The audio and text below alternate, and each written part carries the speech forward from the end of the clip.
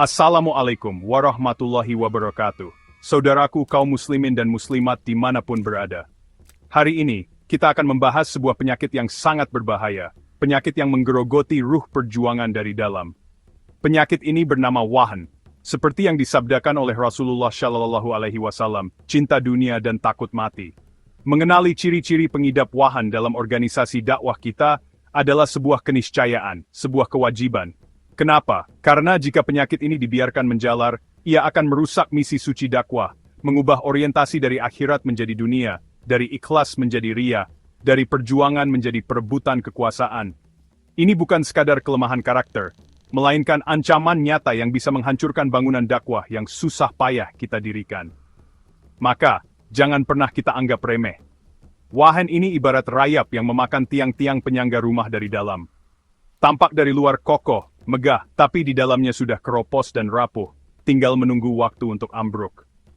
Jika para aktivis, para pengurus, para pejuang sudah terjangkiti penyakit ini, maka visi besar untuk meninggikan kalimat Allah akan terkikis habis, digantikan oleh ambisi-ambisi pribadi yang semu dan menipu.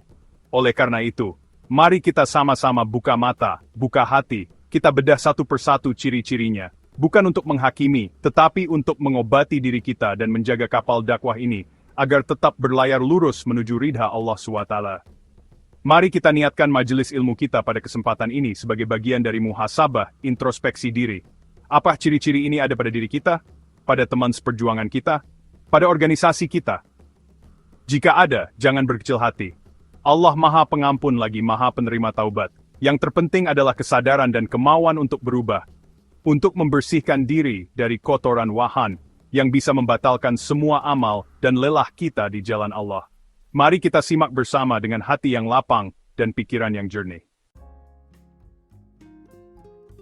Ciri pertama adalah mereka yang lebih sibuk mengejar jabatan dan kekuasaan. Mereka tidak siap jika ditempatkan di posisi yang dianggap rendah, karena baginya jabatan adalah kebanggaan, bukan amanah. Mereka ini takut menyuarakan kebenaran demi menjaga citra baik di mata manusia. Takut kehilangan pendukung, sehingga tidak berani berbeda pendapat meskipun itu demi kebenaran yang hakiki. Ukuran sukses bagi mereka adalah popularitas, viral, dan banyaknya jumlah program yang terlaksana. Mereka lupa bahwa tolok ukur sejati adalah kualitas iman dan perubahan positif pada umat. Pembicaraan mereka selalu soal taktik, strategi, dan politik organisasi. Rapatnya berjalan rapi dan panjang, namun sayang, syalat malamnya kosong, tilawahnya jarang, dan hatinya kering dari zikrullah. It's like they are missing the spiritual essence amidst all the planning. You know, they just don't want to do the small or what they consider rough jobs. Always wanting to be in the spotlight, to be the center of attention, and feeling almost allergic to working behind the scenes. It's quite a contrast, isn't it? Sangat mudah dan ringan mengkritik bahkan menjatuhkan sesama kader di internal. Namun, menjadi sangat kompromistis dan lembek ketika berhadapan dengan kemungkaran dari pihak eksternal yang kuat. Mereka ini merasa paling benar, anti nasihat, dan telinganya tertutup dari teguran. Mereka akan menolak keputusan syura atau musyawarah bersama jika hasilnya tidak menguntungkan posisi atau dirinya. Terlihat sangat aktif dalam berbagai program dan kegiatan dakwah, namun lalai dalam ibadah-ibadah pribadi.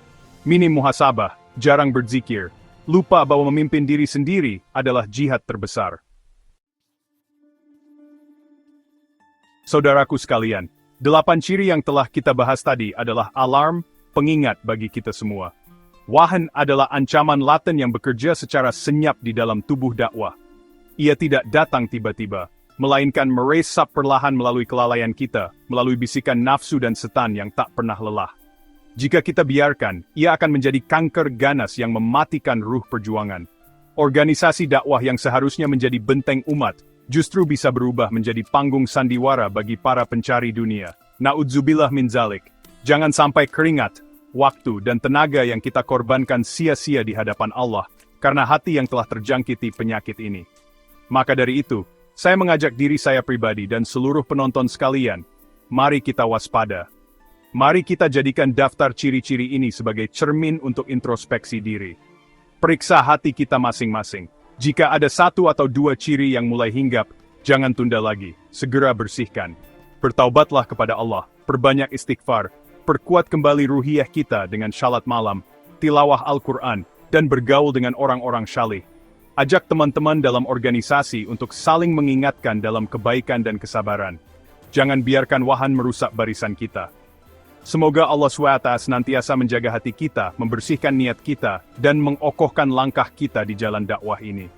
Semoga kita semua terhindar dari penyakit wahan dan penyakit-penyakit hati lainnya, sehingga kita bisa istiqamah berjuang murni, hanya untuk mencari ridhanya, hingga kita bertemu dengannya dalam keadaan husnul khatimah. Mari kita tutup dengan doa, semoga Allah mengampuni segala dosa dan kelalaian kita.